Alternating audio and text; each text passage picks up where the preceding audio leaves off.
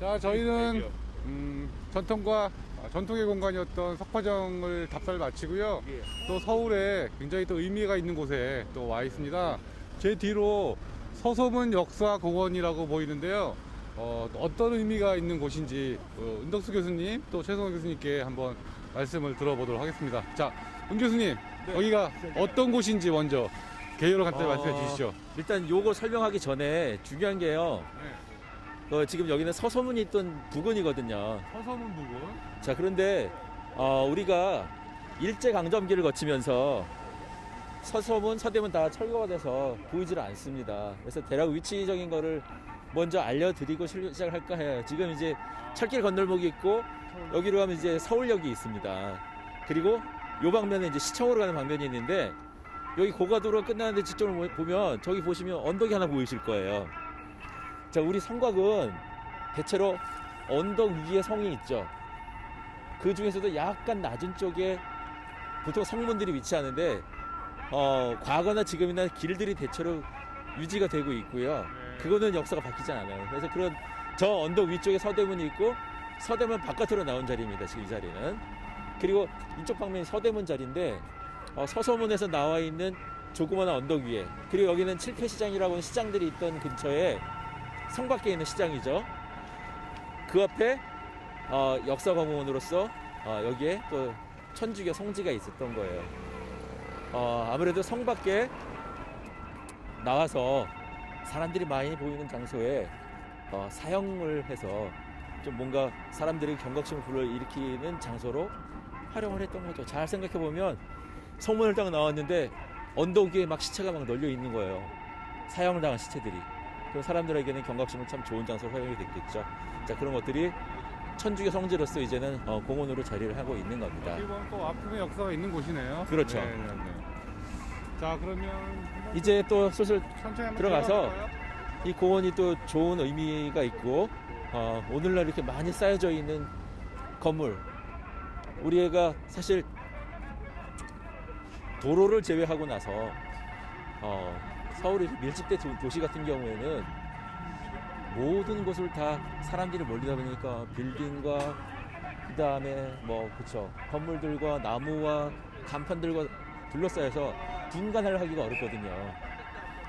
자, 그런 자리에서 우리가 역사를 되돌아보고 그 위치적인 관점을 조금 크게 살펴보면 그 안에서 평상시 우리가 경험하지 못했던 것들을 바라볼 수 있어서 그런 차원으로 한번 얘기해 볼까 합니다. 네. 사실 이 공간에서는 이제 역사 이야기도 우리가 관련된 이야기를 하겠지만, 여러분들이 지금 이렇게 바닥을 저 바깥서부터 이렇게 들어오시잖아요. 근데 딱 보면은 저기 우리가 흔히 있는 트렌치 같은 거 하나 있는데 좀 다르죠. 이렇게 트렌치도 보면은 아주 작은 철망으로 이렇게 막아 있잖아요. 근데 그 전에 네. 트렌치가 뭔가요? 배수구요, 배수구. 배수구. 네네. 배수구도 지금 보시면은 여자들 하이힐이나 빠지지 않도록. 그쵸, 빠지지 않고, 이거 기차까지 지나가네. 의시가 있습니다. 네. 하이힐 같은 것도 빠지지 않고, 그 다음에 유모차 바퀴. 부드럽게 지나갈 수 있도록. 그런 것들이 부드럽게 지나갈 수 있게끔. 그러면서 사실은 보면 이게 상당히 경사지입니다, 지금. 네네. 이렇게 경사지인데, 이제 그 경사지를 자세히 보시면 이렇게 가면서 중간에 한번 살짝 이렇게 또 평지가 완만하게 있고, 네네. 또 올라가고.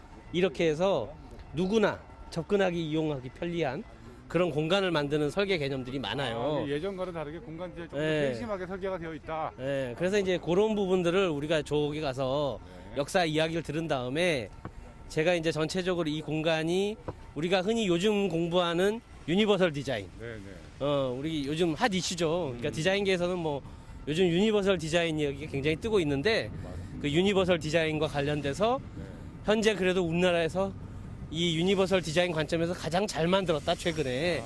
그런 평가를 받고 있어요.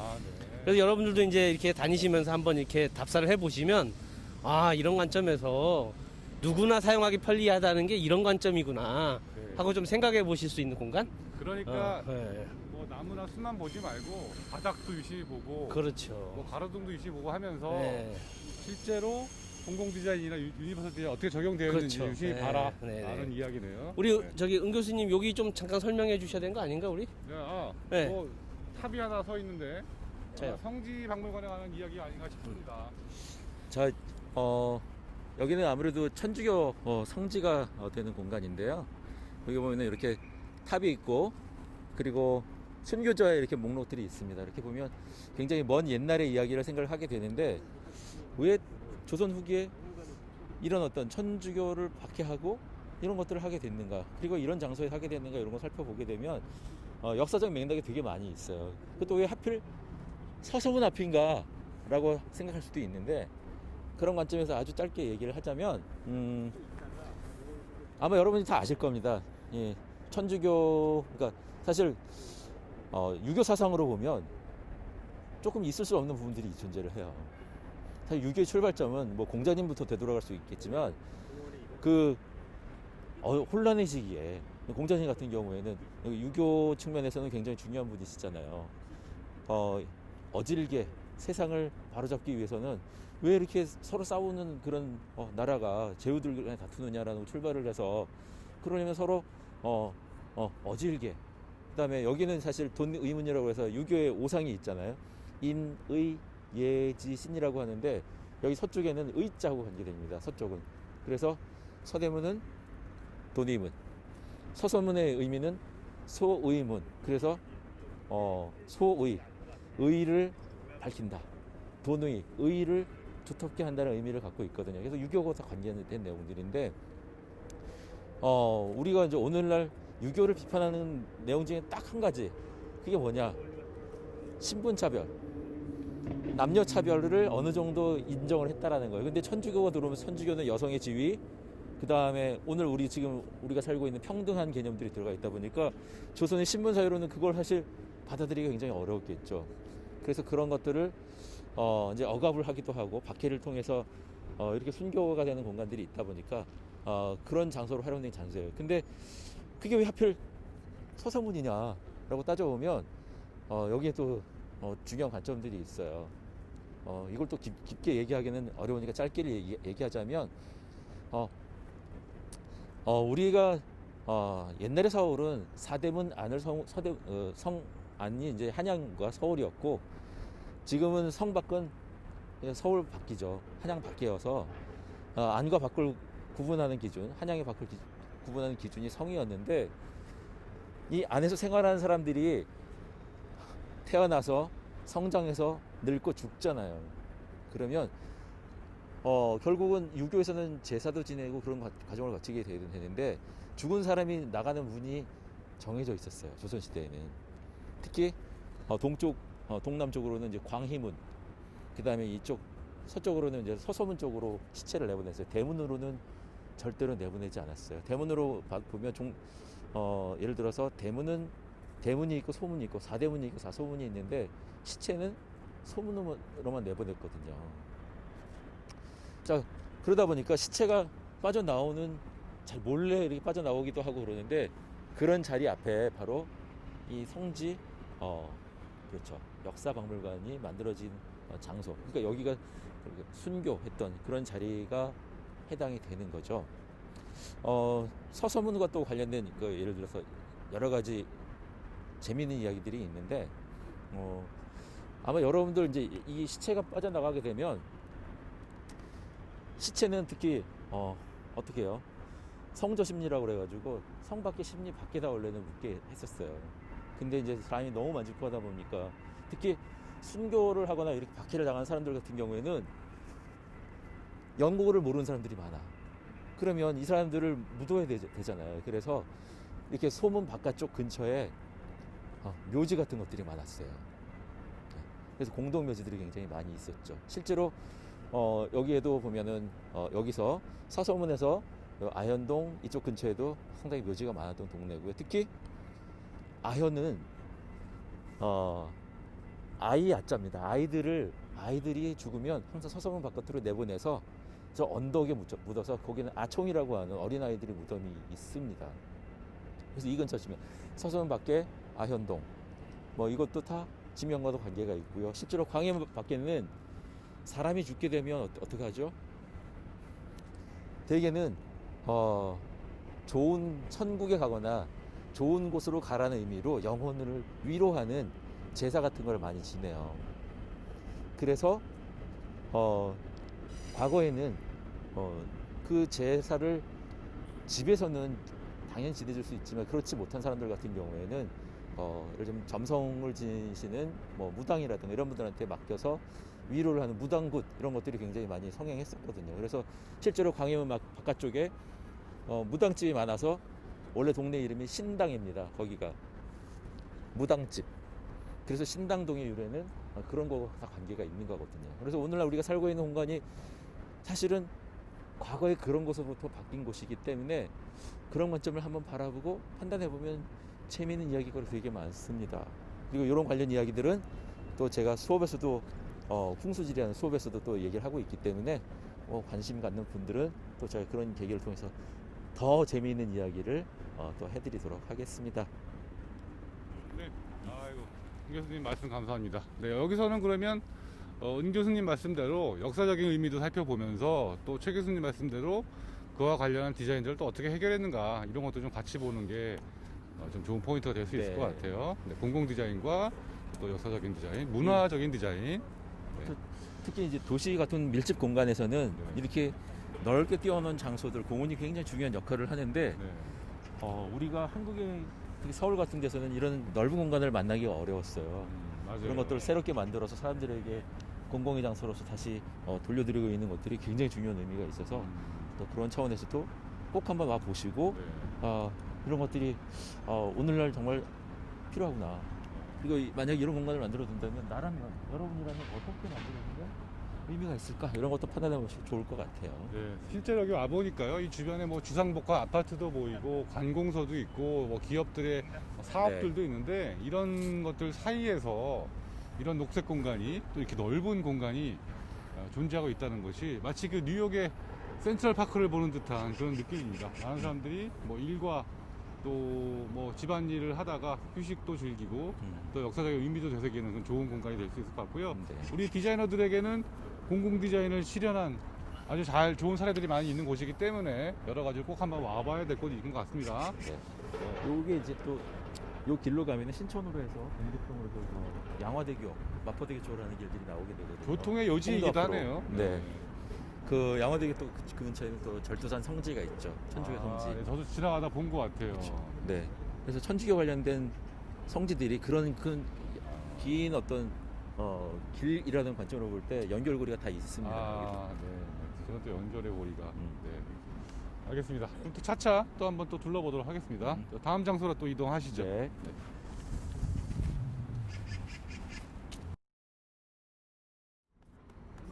네, 뭐 가는 길에 사인이 있어가지고 제가 또 관심 있게 보는데요.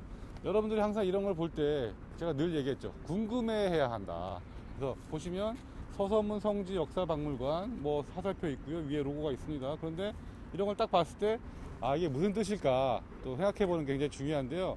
얼핏 보기에는 서서문 성지 역사박물관, 그래서 서소문 성지 시옷자 두 개가 들어간 것 같아요. 그리고 뭐 이 미음자가 보이는데 이 미음자의 모양은 과연 또 어떤 걸 의미하는 것일까? 저는 아직은 크게 둘러보지 않아서 잘은 모르겠지만 혹시 물론 한글의 의미가 들어가 있고 그다음 이것의 구조가 과연 왜 이렇게 되었을까?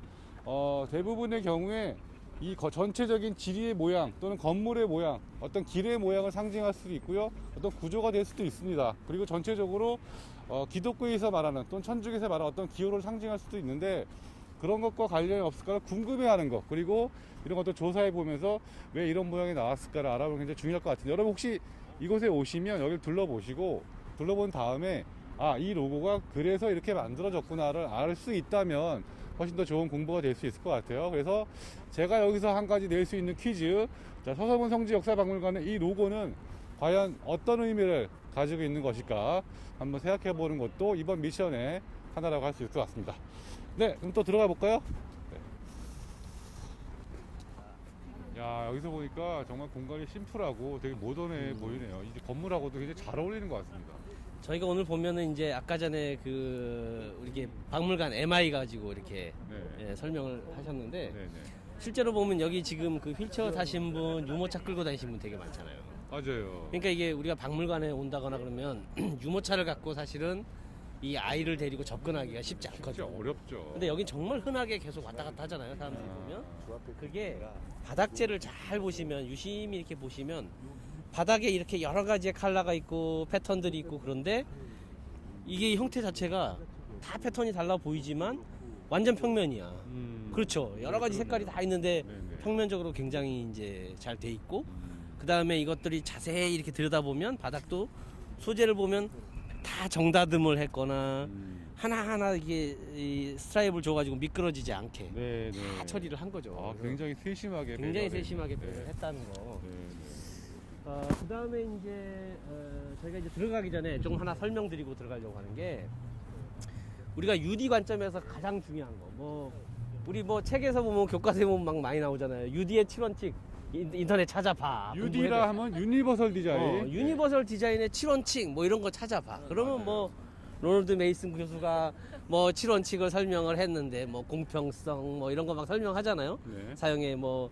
그다음에 뭐 편의성 그다음에 이 자기가 선택 가능성 여러 가지를 이야기를 하는데 그 중에 이제 이 공간에서 가장 중요한 게 선택 가능성.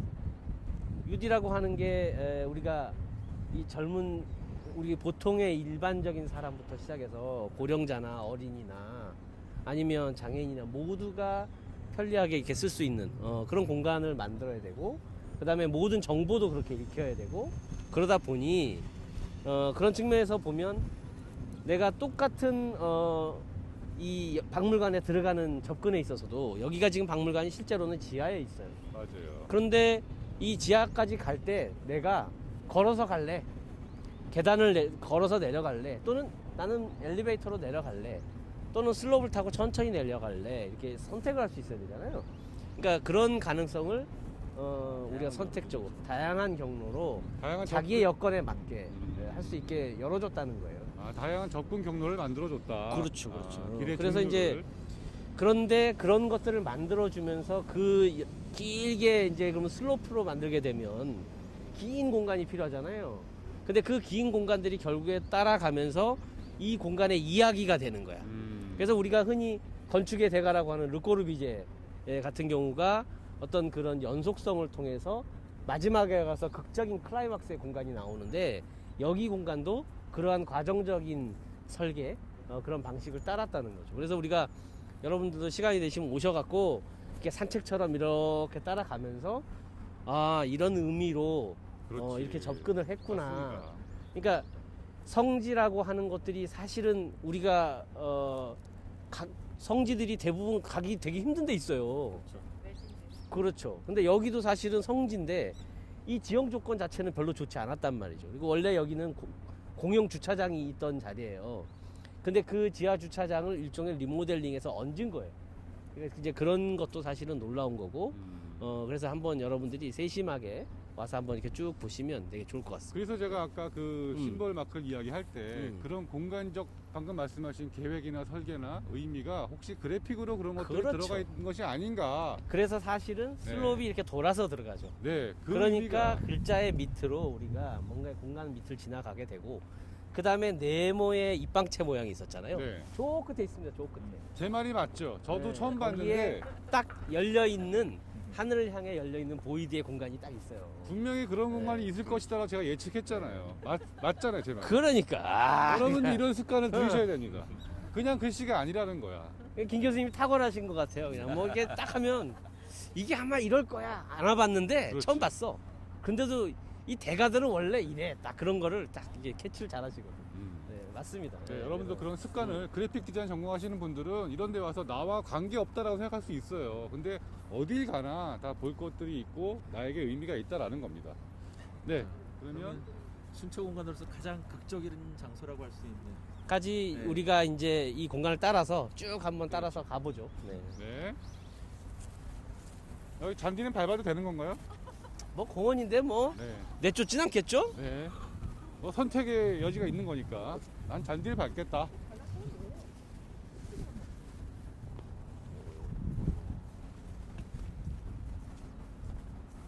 유리가 이음새 없이 이렇게 서 있는 것도 굉장히 저는 독특해 네. 보이는데요. 맞아요.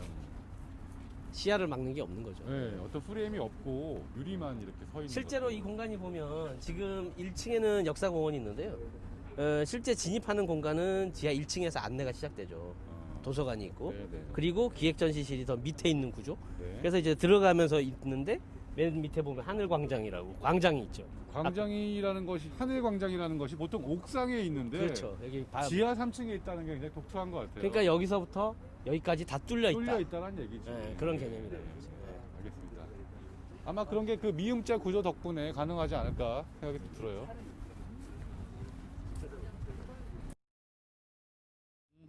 이것도 굉장히 중요해요. 다 고려해서 그렇죠. 진행하는 이게 거군요. 사람이 잡았을 때 네. 이게 이제 UD에서는 서울시의 유니버설 디자인 가이드라인을 여러분이 이렇게 공부 삼아서 서울시청 홈페이지에 들어가서 찾아보면 이 심지어 손잡이의 두께까지도 이렇게 지정이 돼 있는 거죠. 그러면 그래서 누가 정하나요? 디자이너들이 정하죠. 디자이너들이 네. 많은 통계자를 통해서 그렇죠. 디자이너들이 많은 것들을 우리가 연습해 보면서 경험을 해보고 경험을 하면서 알게 됩니다. 그래서 보신 것처럼 어떤 분은 엘리베이터를 통해서 내려오고 그러네요. 어떤 사람은 계단을 통해서 내려오는데요. 실제로는 우리가 여러 가지 경로를 통해서 접근을 할 수 있는 거죠. 근데 지금 싹 빼고 박물관만. 와, 이 공간이 멋있다. 이게 극적인 공간으로 거의 다가가고 있는 것 같은데요. 원래는 물이 옆에 흐릅니다. 계절이 동절기에 갖고 그쵸. 오니까. 동절기가 갖고 오니까 지금 물이 안 흘러서 그런데 보면 이렇게 이제 물이 흐르게 돼 있죠. 네. 야, 이거 리노베이션했네 진짜. 완전히 공간을 다 뒤집어. 와, 원래 여기가 하늘 정원인가? 꽃시장이었어요. 꽃시장. 아, 처음에. 처음에 제가 아까 전에 그랬잖아요. 그러니까 나갈 때는 저희가 저쪽으로 나가겠습니다. 그러니까 아, 지금 선택적으로 우리가 계단을 통해서 내려오거나 그러네. 이렇게 내려올 수도 있고요. 긴 슬롭을 통해서도 접근할 수 있는 거죠. 아까 어떤 분들은 엘리베이터를 타고 내려오고. 그렇죠. 자신의 여건에 따라서 자기가 또 접근하고 싶은 경로에 따라서 다양성 그런 것들을 반영해서 접근할 수 있다는 거죠. 그래서 자 진입부로 이제 들어가셔가지고 실내 내부 공간을 좀 쭉 전체적으로 한번 보시고 네. 안쪽에 가면 그 보이드된 공간들을 또 보실 볼 수가 있어요. 뻔했군요. 그렇죠. 이제 네. 공원을 이제 지나서 성지미술관, 성지박물관으로 가는 거죠. 네. 성지박물관 내부로 들어왔습니다. 아, 책에서 여기 보니까 되게 모던하고 반듯반듯한 그리드가 많이 보이는데 혹시 뭐 그런 의미가 있나요? 아 그래요? 네. 실제로 이제 이 공간이 지하 주차장이었어요. 그래가지고 보면 우리가 이제 보통 지하 주차장 그 규격 있잖아요. 요즘은 조금 이제 장스판이 됐는데 옛날에는 7.5m 간격으로 이렇게 기둥을 만들었거든 콘크리트를. 그러니까 그래서 2.5m씩 차가 3대 딱 들어가는 거야 그 안에. 그래서 이제 그 비율을 가지고 있던 자리를 리모델링을 하다 보니 그러다 보니까 이렇게 반듯반듯한. 그래서 이제 그 그런- 간격 내에서 이렇게 뭔가를 우리가 처리를 해야 되고 하는 리모델링 개념으로 이게 짓다 보니까 그런 관점에서 이런 우리 그리드 설계가 나오게 된 거죠. 그러네요. 그래서 이제 그런 그리드 안에 어떻게 우리가 이런 수직과 수평의 비례를 잘 조절해서 흥미롭게 사람들한테 선의 개념하고 면적인 개념하고 대비를 가지고 디자인을 할 수 있나 그런 공부를 해볼 수 있겠죠. 그러니까 그리드는 네. 그래픽 하는 사람들에게도 중요하지만 공간에도 정말 중요한 것 같아요. 그렇죠. 공간이든 평면이든 그리드를 잘 다루는 건 정말 어디에나 필요한 것 같습니다. 우리가 이제 본격적으로 이제 요 지하 2층에 가서 기획 전시실을 갈 건데 네. 이게 조명 같은 것도 보면 잘 보면 지금 이렇게 아래쪽을 비추잖아요. 그러니까 우리가 보통 우리 일반적인 공간에는 조명이 이렇게 위에 있거든요. 근데 이게 아래를 이렇게 유별나게 비춰놨잖아요. 근데 이게 우리가 아이 트래킹 장비를 딱 끼고 가보면 사람이 계단을 내려갈 때 좌우를 본 다음에 톡 찍어요. 그래서 이제 자기 좌표를 확인해서 이렇게 하기 때문에 사실 위가 밝은 건 아무 의미가 없어. 그래서 이제 우리가 일본 많이 다니신 분은 잘 알잖아. 일본에 고령자가 많은데 조명을 요즘 최근에 계획을 할 때 전부 다 아래를 비춰. 그래서 백화점 같이 비싼 공간을 가면 이렇게 아래를 막 비추는 거지. 그런 게 이제 다 이유가 있는 거예요. 그게 오히려 안전하더라. 그래서 무식하게 막 우리가 확산 조명을 해서 막 공간 전체를 밝게 하는 것보다는 이렇게 필요한데 조명을 비춰주는 거 이런 개념이 이런 거구나 하고 또 배울 수가 있는 거죠. 네. 여기에 지금 메스가 이렇게 들어있잖아요. 네. 요게 저 밑에 가면 이제 비밀이 풀려요. 아. 비밀의 공간이 나와요. 그리고 저 밑에 공간에서 여러분이 뭔가를 느낄 수 있어요. 그리고 그 공간에 저기 빛이 이렇게 쭉 하나 한 줄이 나와 있죠. 그러네요. 저것이 바깥으로 이어져 있어요. 자연스럽네요. 네, 그래서 여러분들이 저걸 따라가 사람을 자연스럽게 유도하기 위해서 저런 장치. 그다음에 순교하신 분을 그렇죠. 기념하는 공간으로서의 한 줄기 빛의 의미. 그 종교적 의미가 있는 그렇죠. 거죠. 종교적 의미. 그것들을 우리가 어떻게 형상적으로 만들 거냐. 그런 것들을 연결해서 보여주고 있는 거죠. 결국 아까 이야기와 마찬가지로 건축적인 의미도 있고 또 종교적인 의미도 있고 그렇죠. 두 가지가 항상 그리고 공존하네요. 이제 요 공간을 내려가시면 요 반대편에 이렇게 보이시는 것처럼 볼트가 살짝 보이잖아요. 네, 근데 굉장히 하여튼 볼트라는 걸 또 설명해 주셔야 됩니다. 그거는 우리 은 교수님 한번 멋있게 네. 뭐라고 설명을 드릴까요? 볼트가 뭐냐? 네. 아 이거는 또 구조사를 보셔야 되는 구조 연출사를 보셔야 되는데 간단하게 뭐 형태적으로 플라잉 저렇게 버틀레스도 뭐 중요하고 그런 게 있는데 네. 볼트가 뭐냐? 구조를 지지하는 천장 특히 아치 구조를 지지하는 형상. 쉽게 말해서 아치형이 아치형처럼 생긴 네 군데의 꼭지점에서 이렇게 올라와서 그러니까 우리가 반원 4분의 1 원들이 모여서 이루어진 구조체죠. 뭐 로마네스크나 그렇죠. 그래서 이제 흔히 우리가 그 중세 성당 보면 가장 많이 보이죠. 거기서 그런 가장 얘기가. 많이 볼 수 네, 있는 네. 멋진 구조죠. 그래서 유럽에 가시면 여행 가면 너무 멋있다. 네. 근데 제가 볼 때는 여기는 완벽한 볼트는 아닌데요. 형태를 아까 말씀드린 것처럼 그 그리드 체계 내에서 판재를 가지고 볼트처럼 해석을 했어요. 이제 아무래도 여기가 굉장히 디자인을 잘한. 천주의 성지다 보니까 그런 상징적인 거를 표현하기 위해서 우리가 얼마나 이 모던 디자인으로 현대의 기술로 그런 느낌을 갖춰갈 수 있느냐. 중세 종교적인 성당의 네. 그 종교적인 특징을 한번 반영하고 싶었다라는 거죠. 저기 저 형태를 보고 말씀하신 거죠? 내려가서 네네. 공간 전체를 내려가서 쭉 전체를 보시면 굉장히 강렬하게 들어오거든요.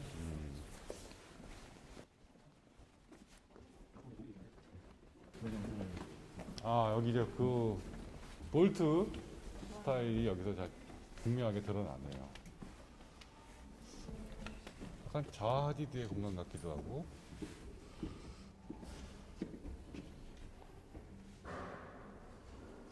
네, 중세 성당에 들어온 느낌이기도 한데 그런 것들 현대적으로 재해석해서 표현하고자 했던 것 같습니다.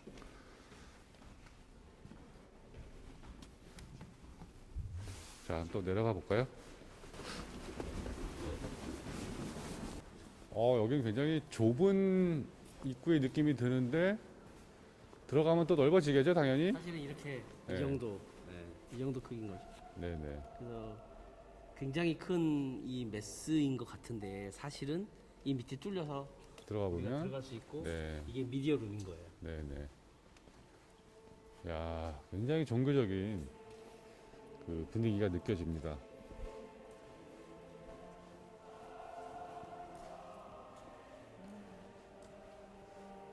와.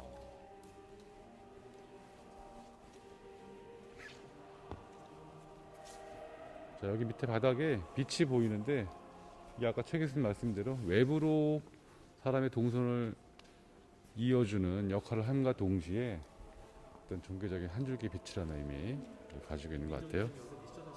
네, 위쪽에 위에서 한 줄기 빛이 내려오잖아요. 아 그러네요. 한 줄기 빛이 내려와서 우리가 저 어두운 곳에서 뭔가가 빛을 보면서 사람을 끌어요. 그래서 자연스럽게 와 보면 보면 이 자리에 아주 희미하게 이렇게 비춰져 있고 유해함. 하지만 유해함이라고 써 아이고, 있죠. 그러네요. 그래서 5분 성인의 유해를 모시는 여기 곳이다. 모시고 있는 유해함이에요. 있고 그래서 여기에서 일자로 쭉 뻗은 빛이 저쪽 있는 거지. 이제 세상을 비추는 빛이 되는 거죠. 이분들의 죽음이. 김민정 저도 교수님. 하나 내고 싶은 네, 퀴즈가 김민정 교수님 생각났어요. 여기 느낌에 대한 소감과 함께 네. 한 가지 미션을 한번 내주시죠. 저는 최성호 교수님께서 방금 설명 계속 해주셨지만 사실 시각이랑 뉴미디어 디자인을 전공을 하고 있음에도 불구하고 이런 공간에 오면 저는 이게 그래픽이다 정말 그렇게 다가와요.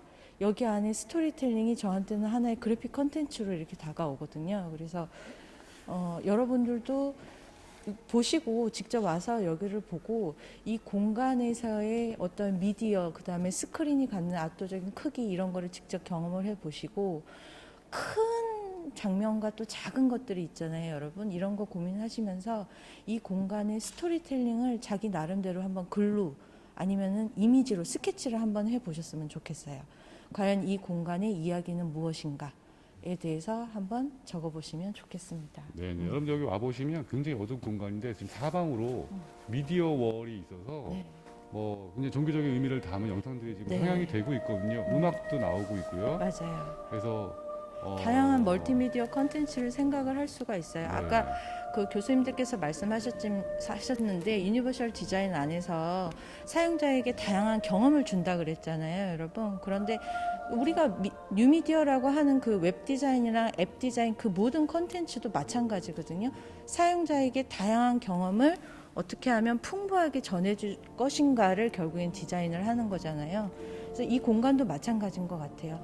큰 메시지와 아주 작은 메시지의 조화로움을 또 한번 어떻게 시각적으로 전달을 하려고 했는가를 좀 가만히 느껴보시면 많은 생각을 하실 수 있을 것 같습니다. 네네. 특히 뉴미디어 전공 학생들이 관심 가져야 할 공간인 것 같습니다. 저는 여기가 그 중세 성당에 와 있는 듯한 느낌이 들어요. 그런데 모습은 굉장히 모던한데 맞아요. 느끼는 감정은 중세 시대의 종교적인 감정이다.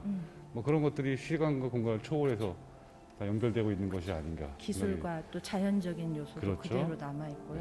네. 바로 이런 게 디자인의 힘이라고 생각이 듭니다. 여러분들이 와서 그런 걸 느껴보셨으면 좋겠어요. 네, 의미 굉장히 중요한 부분인 것 같습니다. 네, 또 나가볼까요? 네. 너무 좋네요, 진짜. 네. 여기가 하이라이트네. 네. 난 저기도 진짜 마음에 들어. 여기서 바라보는 것도 굉장히 좋은데요. 자연광이잖아요. 아, 이게 자연광이에요? 어휴, 자연광이야. 이게 더 잘 나온다. 이게 자연광이라고 하잖아요 지금. 여기 밑에 보시면 하늘이. 그러네. 조금 더 그냥 추가적인 해석을 하자면 어둠은 죽음의 공간이기도 하잖아요. 네네. 죽은 자들을 위한 공간. 그리고 그것을 표현하는 것들이 사실은 잘 전달되기가 어려운데 우리가 사실 그 구체적으로 죽음을 경험하지는 못해도 그분들의 희생으로 인해서 얻어지는 그 무게감 이런 것들을 빛과 네네. 미디어와 공간 구조와 경험을 살려서 너무 표현을 잘했다. 네네. 네. 서울 빌딩 숲 사이에 어떤 땅 밑에 이런 공간이 숭고한 공간이 마련되어 있다라는 거는 너무 놀라운 것 같아요, 맞아요. 진짜. 네. 이건 세계적인 건축가들이 주로 하는 종교적 건축에서 보여지는 그런 빛과 소리를 담은 그런 좀 맞아요. 수준 높은 건축 공간인 것 같습니다. 이야, 우리 저기 차 교수님한테도 뭐 할 말이 없으신지 제가 한번 좀 물어보러 가겠습니다. 네.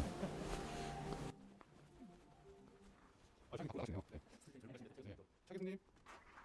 아유, 네. 저도 굉장히 좀 좋은 느낌을 받았는데 또 아니, 어떤 그러니까 느낌 받으시는지. 지금 전시 공간들 중에 네. 전시라는 개념을 보면 꼭 뭔가 물체를 놓고 연출하는 개념으로 이해되는 것들이 많거든요. 그렇죠. 자꾸 뭘 보여주려고 네. 하죠. 네. 근데 건축적인 차원에서 그 전시를 유도하는 그런 사례들이 많이 늘어나고 있어요. 이제 오늘 사실 좀 같이 얘기가 나왔던 윤동주 문학관 아까 있었는데, 우리 구암동에서 예. 네네. 그 케이스도 약간 그 원래 그 사이트가 갖고 있던 원형을 갖고 있던 소스를 네, 장소성. 그 윤동주 시인의 테마로 전이시켜서 어떤 경험을 일으키게끔 만들어진 장소가 있거든요. 네네. 근데 여기서도 사실 그것과 맥락적으로 좀 유사한 경험을 해줄 수 있게 해주는 것 같아요. 아까 맞습니다. 빛에 대한 이야기도 했었고, 음. 그다음에 또 공간을 만들어 놓고 공간에서 차경이라고 하죠. 차경을 끌어들이는데 거기에 빛이라는 소재들이 항상 그 윤동주 문학관에서도 희망을 상징하는 요소로 많이 활용했는데 맞아요. 여기서도 어떤 성령의 어떤 성스러운 테마로서 빛을 활용했다라는 거 건축적으로 조금 아쉬웠다면 네. 이제 예를 들어 안도다다오 같은 경우에는 빛이라는 것을 그 십자가를 표현한 적이 있거든요. 그렇죠. 교회에서. 빛의 교회에서. 근데 거기서는 자연 채광이 진짜 들어왔었는데 네네. 여기서는 이제 그런 자연 채광과의 맥락을 연결하는 컨셉은 되게 좋았는데 좋았는데 결국은 저기다가 라이트를 쓴 게 빛을, 네, 조금 네. 제가 기대했던 것보다 조금 아쉽지 네. 않았나라고 생각이 좀 듭니다. 지금 근데 굉장히 좋은 말씀 해주셨어요. 이제 전시라는 것이 반드시 우리가 벽에다가 그림을 거는 것만이 전시가 아니라 이렇게 건축적인 소재 또는 공간적인 경험을 통해서 컨셉을 이야기하려고 한다라는 거. 이게 이제 윤동주 문화관도 그랬고 여기도 그렇다는 것이고 네. 거기에는 의미와 스토리가 있는 것이죠, 네. 반드시. 근데 빛이 이제 이 성당 쪽 천주교에서 빛은 스테인드 글라스에서 가장 절정을 보여줬었거든요. 맞습니다. 고딕 성당에서. 네, 그 과거에 그런 방식으로 활용했다라면 현대에 와서 이렇게 재해석되고 있다라는 차원으로 또 비교해 보시는 것도 네.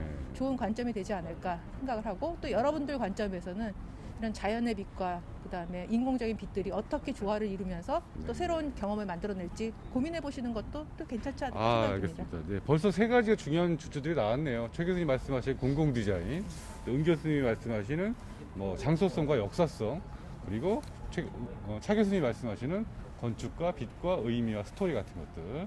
네, 여러분들 꼭 오셔가지고 같이 느껴보셨으면 좋겠습니다. 또 이동해 볼까요? 예. 차 교수님 말씀 감사합니다. 네. 여기 최 교수님이 저 미션을 이제 주신다고 합니다. 아, 네네. 드디어 최 교수님이 여기서 여러분들께 또 가장 중요한 미션을 또 설명해 주신다고 하니까 좀 들어보겠습니다. 여러분이 제가 이제 여기서 유니버설 디자인 관점에서 굉장히 잘 된 건물이라고 얘기를 했는데 네. 사실 와서 보시면은 가끔은 어라 하는 게 있어요. 어라? 분명히 아까 전에 무슨 이렇게 뭐 손잡이도 편리하고 막 이랬는데 저 잠깐 보실까요? 네네네. 해볼까? 오! 아유, 이런 거예요. 굳이 몸 개그까지 아, 해주시면서. 설명을 네네네. 드렸는데 진짜죠. 사실은 이제 보면 이렇게 큰 건축물에서 이런 광장을 만들려면 배수가 필요했겠죠. 그렇죠. 그래서 어쩔 수 없이 이제 배수가 빠지는 홈인데 음흠. 이게 아까 전에 설명드린 것처럼 이런 일이 일어날 수 있겠죠, 그죠? 네. 그래서 이런 부분들이 어디 있는지 네. 여러분들이 찾아가지고 네. 한번 꼭 이, 완성도를 높이기 위해서 UD의 완성도를 그렇죠. 높이기 위해서 UD 완성도를 높이기 위해서 보완해야 될 점. 보완해야 될 점이 뭔지 한번 좀 찾는 그런 걸 한번 해봅시다. 되게 재밌을 것 같아요. 네. 아, 근데 진짜 이해가 안 가네요. 이거 완전히 지하철과 승강장 사이가 넓으니 조심하시더라는. 마인더 갭이 필요하죠. 네, 마인드 더 갭이네요. 어. 아, 이거 정말. 자, 다음에 이제 오! 네. 다음에 저쪽 공간으로 우리 이제 하늘길로 가보시겠습니다. 하늘길.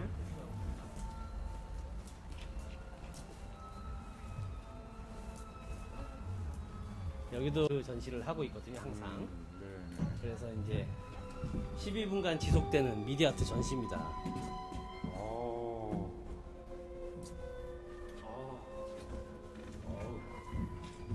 이건 뭐 고흐의 그림 같기도 하고.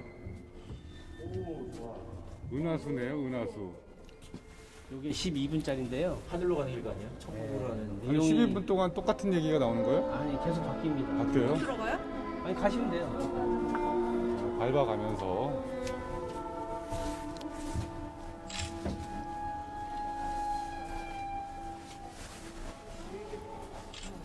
펄리게이츠 아시죠? 펄리게이츠. 파리에이츠, 네.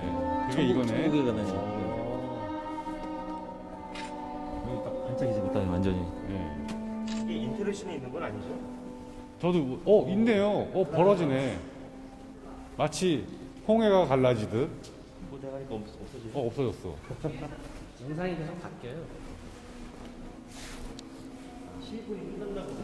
네, 그런 것 같습니다.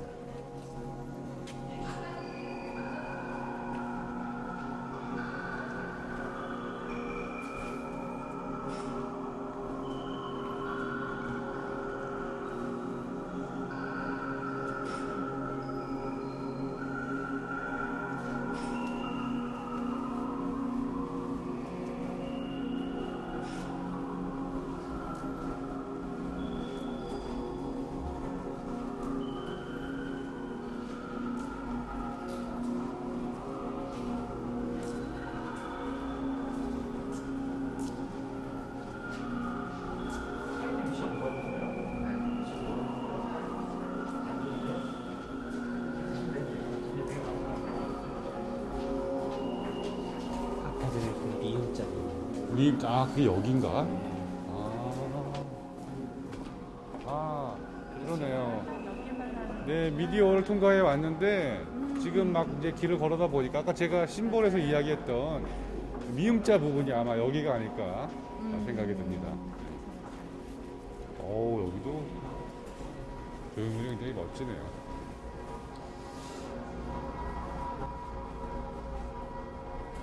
최 교수님, 그 베를린에 주이신 뮤지엄 네네. 가보셨잖아요. 저는 그런 느낌이 좀 드는데요. 맞아요. 네. 그런 느낌도 많이. 네, 리넨스킨트의 네. 유태인 뮤지엄. 근데 그게 사실은 네. 꼭 뭐 리베스킨트 작품이어서가 아니라 네.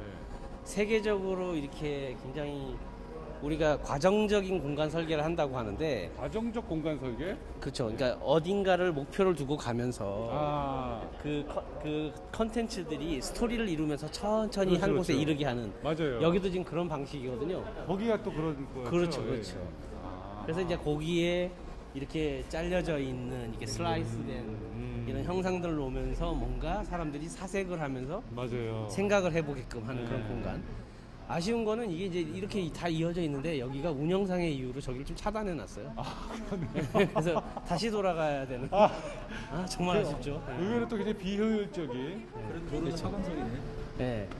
그러고 보니까 저는 이거 유태인 뮤지엄을 많이 뭐 벤치마킹 하지 않았나 싶은 생각도 드네요. 그때 거기에는 사람 얼굴 깔려 있는 그 공간. 거기에 그게 이제 또 아마, 이렇게 한 줄기 빛이 빛 들어오고 날려오고 비슷하죠. 약간 비슷한 느낌이 있어요. 그리고 최 교수님 말씀하신 과정적 공간 설계, 그 느낌이 여기랑도 같이 있네요. 알겠습니다. 거기는 유태인들의 넋을 기리기 위한 공간이라면 여기도 순교자를 기리는 공간이니까 그렇죠. 네. 그 맥락이 비슷하네요. 그러니까 종교적 공간이 가져야 되는 그런 특성, 어, 그런 것 중에 하나가 사실은 이런 거잖아요. 그러니까 벽이 이렇게 좁고 깊은 네. 벽 속에 억압된 내가 굉장히 왜소한 존재로서 이렇게 사람이 길을 걸어가는데 빛들이 위에서부터 네. 긴 네. 빛들이 한 줄기씩 내려오면 맞아요. 사람이 경이로움을 느끼면서 그렇죠. 나 자신을 돌아보게 되죠. 그렇죠. 그러니까 공간이 사람을 자연스럽게 만들어주는, 생각을 하게 해주는 뭐 그런 역할을 하게 하고, 그 다음에 이제 뭐 미디어 장치들이 또 이런 미디어 디자인을 통해서 이런 추가적인 또 느낌들을 그렇죠. 주고. 전혀 다른 느낌들을 또 네. 이렇게 하는 거죠. 아까는 빛들이었는데 이번엔 또 물이 이렇게 있네요.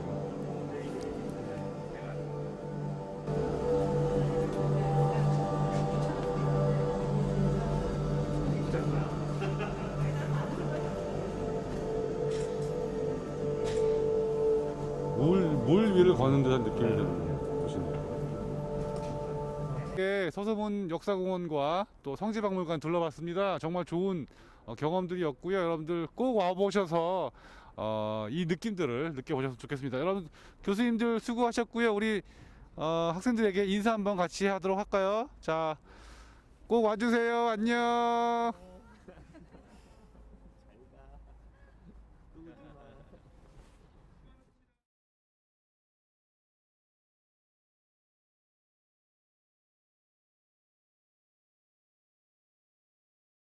여기 지금 실내에 들어와 있는데요. 아까 말한 저는 이게 정말로 고직 성당의 내부를 현대적으로 재해석한 것 같은 느낌이 드는데 굉장히 그래픽적이고 또 조명도 건축적이고. 근데 보시면 네. 실제로요, 이게 그냥 판이야. 음.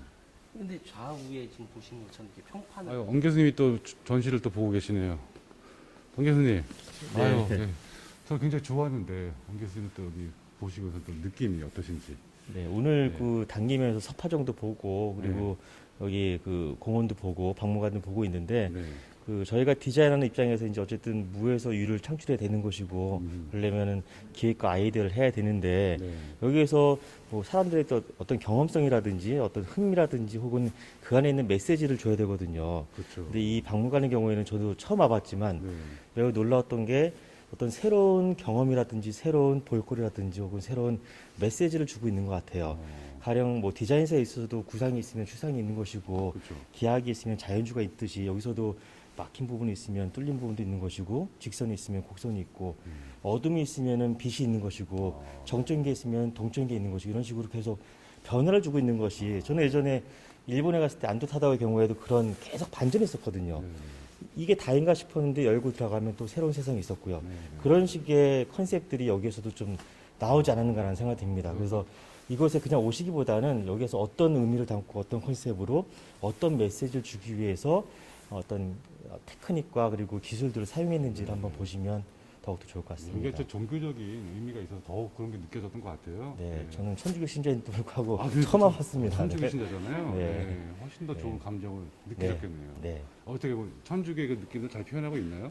뭐 아까 교수님 얘기했듯이 이런 뭐 고딕 느낌도 좋고요. 빛도 그렇고. 좀 모던하게 잘 재해석하고 있는 것 같습니다. 또 여기는 또 뭐 역사적으로 숭고한 의미가 있기 때문에 네. 그런 내용들을 잘 담았지 않은가. 네, 그렇게 생각합니다. 교수님들 한결같이 컨텐츠, 또 네. 스토리 이런 말씀들 하시고 조용적으로는 대비 이런 얘기도 하셨네요. 네. 저기 김민정 교수님 뭐 또 퀴즈를 내실 게 있다고 하시는데 네, 만약에 네. 이곳에 오시면 꼭 공간과 텍스트의 관계에 대해서 한번 생각을 해보셨으면 좋겠어요. 네, 네. 수많은 전시 작품들이 설명하는 텍스트가 있고 또 이 벽이라고 하는 십자형을 띠는 저 그 벽에도, 공간의 텍스트 그리고 우리 머리 위를 은은하게 천정에, 지금 네. 보여주고 있는 영어와 한글 네. 텍스트들이 있거든요. 그래서 네. 그 관계를 한번 잘 살펴보시면 더 재미있으실 것 그래서 같아요. 어디나 공간은 공간만 있지 않습니다. 네, 절대로 공간에는 맞아요. 또 그래픽이 네. 같이 합쳐져서 그렇죠. 그 공간의 완성을 이뤄 나가는 거죠. 맞아요. 사인도 그렇고 뭐 심볼도 그렇지만 이런 문자들 이게 그쵸. 단순히 정보가 아니라 맞습니다. 하나의 전시의 콘텐츠로서 그래야 스토리가 있고 그래야 우리가 경험하는 것 같아요. 감정적으로 이렇게 몰입을 하면서 느낄 수 있는 네, 네. 네. 꼭 같이 필요한 네. 존재예요. 알겠습니다. 네. 네. 그래픽과의 관계도 한번 생각해봐라 라는 두 번째 네. 미션이었습니다. 이제 우리 나갈 시간이 돼서 빨리 나가야 될 것 같습니다. 나가시면서 연 교수님 하나 그냥 느껴진 거는 그냥 공교롭게도 네. 그 석파정의 흥선대원군이 사실은 조선식 후기에 왕권이 약하던 시기에 왕권을 확립을 하려고 많이 노력을 했잖아요. 네.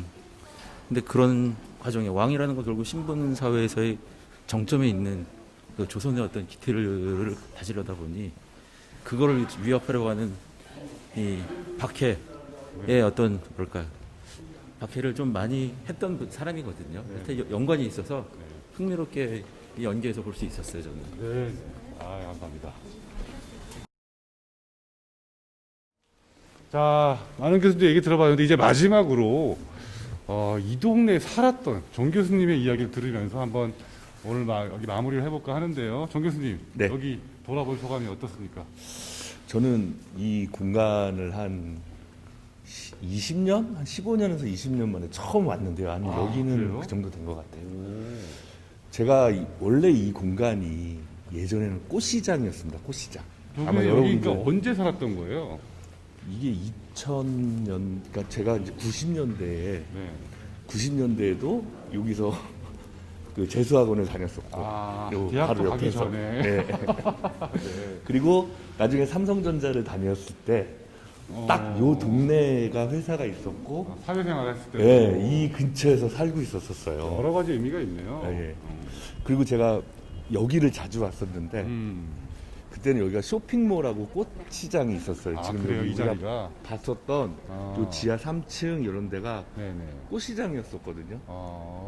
네. 아까 최 교수님 뭐 주차장도 있었다고 하던데. 주차장은 이제 이쪽으로 지하가 저쪽 편 지하는 지금도 그 주차장이 주차장이고요. 있고, 네. 예, 그 밑쪽이 옆쪽이 옛날에 이제 지금 그 저쪽 고속버스 터미널 지하에 보면 꽃시장 있잖아요. 네. 거기 그런 형태였는데 제가 놀란 거는 네. 이 장소에 어떤 새로운 역사성을 좀 부여한 네. 그런 변화가 아니었을까 이렇게 생각을 하거든요. 왜냐하면 네네네.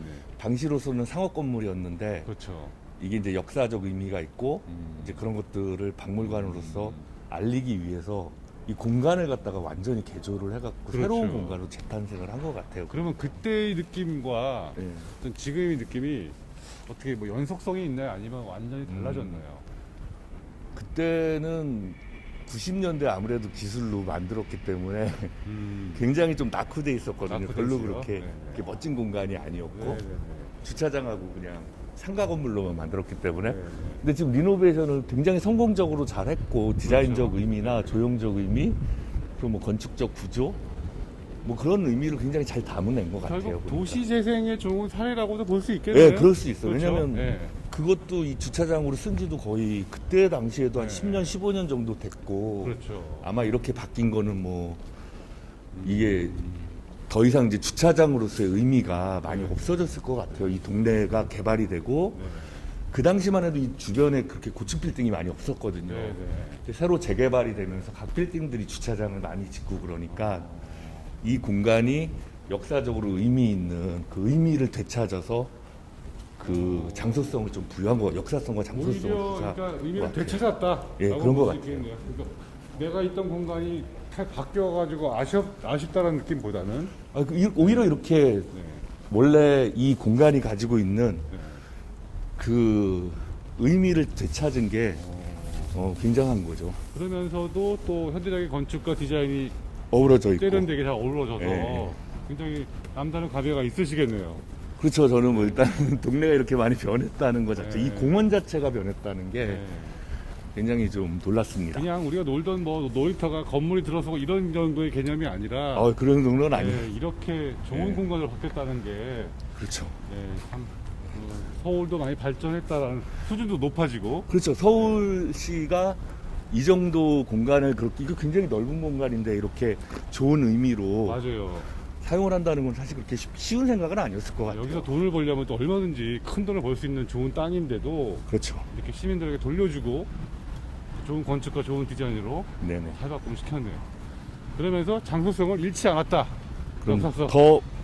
더 발전시키고 더 배가시켰다. 네. 효과는 야, 그렇게 여러모로 생각합니다. 여러모로 좋은 사례라고 볼 수 있겠네요. 네네. 네, 하여튼 여러분들 하여튼 꼭 와보셨으면 좋겠습니다. 네, 저도 꼭 한번 와보시기를 추천드려요. 네, 알겠습니다. 네. 아, 오케이.